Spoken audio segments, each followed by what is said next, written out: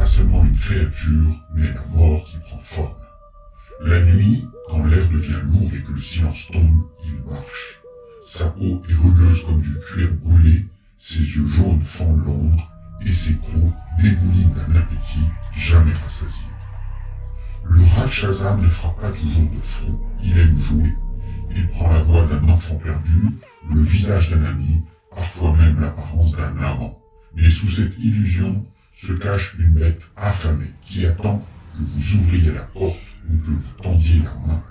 Alors, quand vous réalisez l'erreur, il est déjà trop tard. Ses griffes sont dans votre chair et il dévore lentement, savourant chaque cri.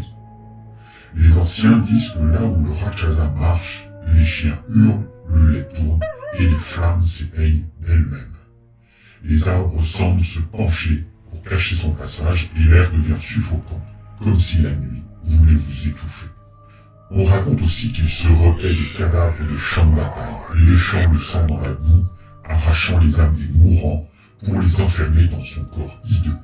Chaque victime qu'il avale renforce sa puissance et certains jugent encore les voix suppliciées murmurées dans son ventre. Il n'y a pas de prière pour s'en protéger, pas de talisman, pas de feu sacré.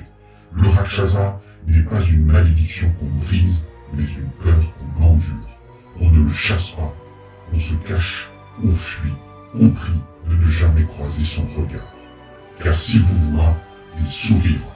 Et quand un Rakshasa sourit, c'est déjà la fin.